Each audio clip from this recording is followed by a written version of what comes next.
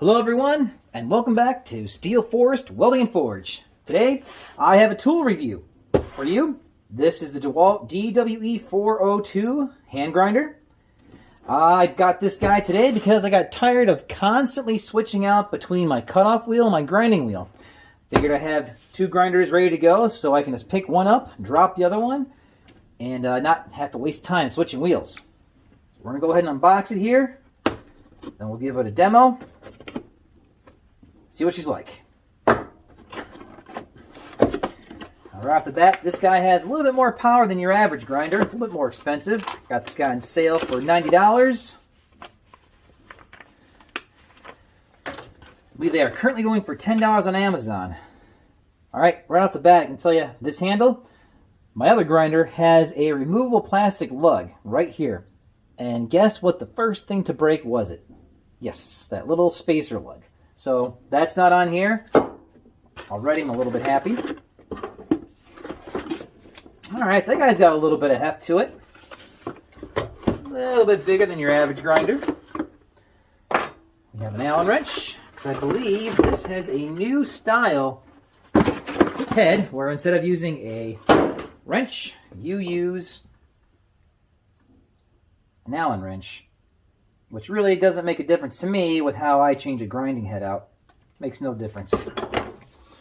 Alright, so it's the first time I bought a paddle switch. I'm not sure how to feel about them. We have paddle switches on our air ran tools at work, and they're alright. I kind of prefer a button. Kind of helps lead to less fatigue. It feels kind of nice.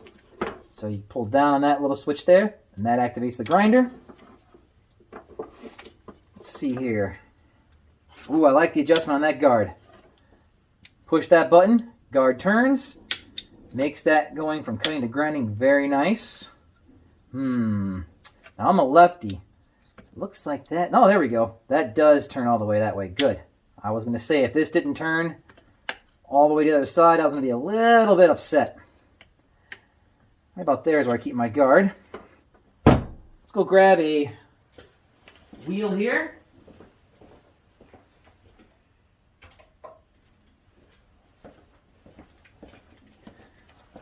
So here is my other grinder, also DeWalt. Now here's a little trick for people out there that may not know. A lot of people, they sit here and they use the wrench that comes with these. Usually a U-shaped wrench with a handle and two prongs. Two prongs go into here, push on your brake, and then they use the wrench. Well, you don't really need to use that. And in the interest of saving time, most people in a professional or productive setting do not do that. What they simply do, unplug their grinder, grab your wheel, just kind of crank down on it, and that takes it loose. All right, move that guy out of the way. This other little grinder tends to bog down too on some of my bigger jobs. I've got a very interesting custom job coming up for a client where I'm going to need to do some real creative cutting. So I figured I need something with more power. Okay, so it looks like that is the brake right there. Now you'll notice on most grinders they have two nuts. This one here, typically you do not remove this nut unless maybe you have something like a wheel attachment. Then sometimes you remove that. So we're going to put the wheel on, and you'll notice too this lug has a flat surface and a raised surface. Now this raised surface is for some this is, for example, a flapper wheel. This is going to go face down because there is a gap here between the wheel and this nut below. So putting that down helps increase the tension put on this flapper disc. Alright, so just as how some people like to use the wrench, I do not. Push down that brake right there, turn it, crank on it. We're ready to go. All right, let's go ahead and fire it up really quick. Just give it a listen. I'm gonna grab me a pair of gloves just in case of an oh bleep scenario.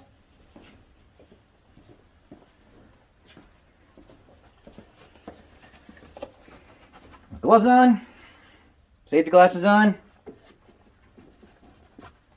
Plug this baby in and give her a listen, see what she sounds like. There's a little sticker, it looks like, on the prongs. not too keen on sticking that into a socket. It's kind of strange. I think they would remove that in quality. All right, gotta make sure she's not activated so I don't plug it in and it runs on me.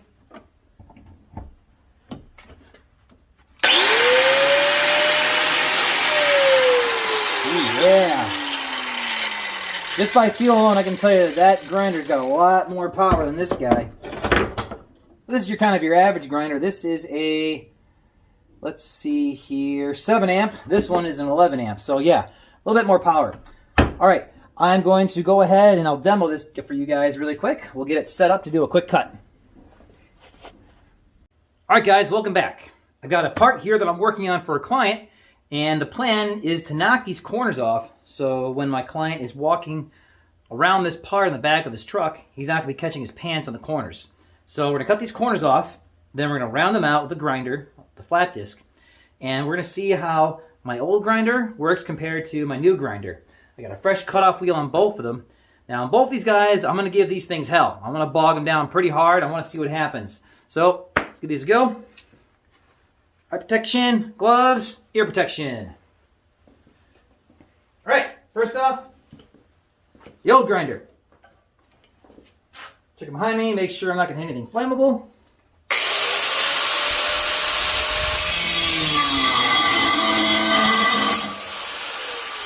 All right, that was pretty good. Here I kind of bogged down there a little bit. Not bad.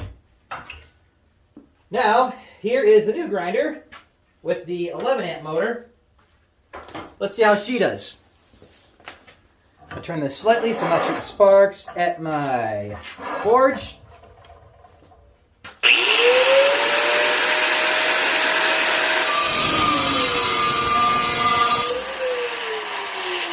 I gotta say, I didn't notice much of a difference there. Only a little bit in power, but not, I was hoping it'd be a little bit more dramatic. All right, I'm gonna go ahead and cut these other two corners off camera, and then we'll get to the grinding test.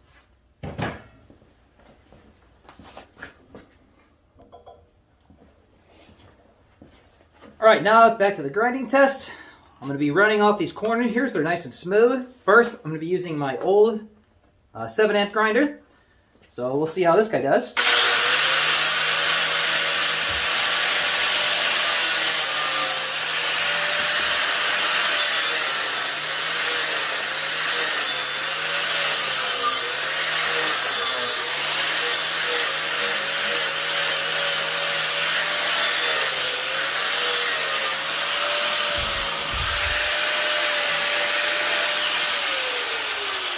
Actually pretty good. Didn't really bog her down that much or give her that much hell. A little bit, but overall pretty good.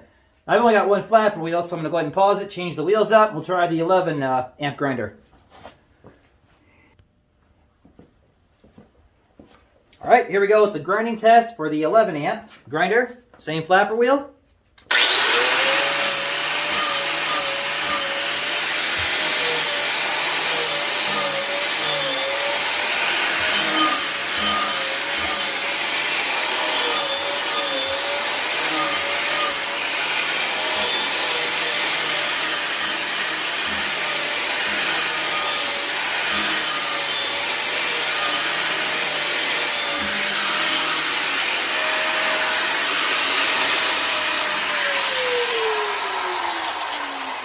All right, now that time I definitely noticed a difference. I tried to bog that thing down and I couldn't do it. Well, so looks like as far as cutting goes, I think I'd probably have to be cutting something a little bit thicker before I really notice a difference between the cutoff wheel on the 11 amp versus the 7 amp. But on grinding, definitely a difference. I pushed pretty hard on that thing and it didn't sound like it bogged down at all. Okay, so final thoughts here. Now, I didn't really notice much of a difference with the cutoff wheel with the 7 amp versus the 11 amp. However, I have a feeling if I was using some more heavy-duty steel, like perhaps 1/4 inch or 1/2 inch, I think then I would probably see a performance difference in the 7 amp versus the 11 amp. But for the 1/8 inch that I did, there was virtually no difference at all. You can hear they both bogged down about at the same amount, and I pushed down with the equal amount of pressure on both of them.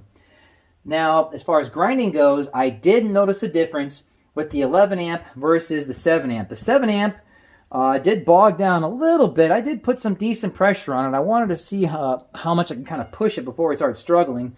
The 11 amp one, though, I pushed down pretty hard on it, more than I would on any normal day-to-day function, and it did not bog down at all. So, in my opinion, if you're a hobbyist, I would just go ahead and go with the 7 amp motor. These are probably going to be significantly less money. I believe they run around the $60 range for DeWalt's, and you can probably buy a cheaper brand for about $40, which will probably serve the same purpose. Now, however, maybe in a more professional setting, like what I do, I would go with a slightly more powerful grinder. You don't need to get the crazy model up from this. I can't exactly remember what the amperage is, but it is a much bigger grinder for much bigger, heavier duty jobs. That is definitely a full-time shop setting, probably a step up from what I would do here in the garage. So, for the average hobby enthusiast, get the 7 amp, save yourself some cash. For the professional, go with the 11 amp. It seems like it's going to give you a little bit more power, a little bit more bang for your buck. All right, guys, thanks for watching. Please like, subscribe, comment. I really need those subscriptions. I really need those likes. I really need those comments right now. We're trying to get this channel up and going. We can give you a lot more exciting stuff. We're going to have the Etsy store open here pretty quick for my rocket stoves. We're going to start doing some blacksmithing demos. I hope you guys have enjoyed what you've seen so far. Let me know how I'm doing. Bye.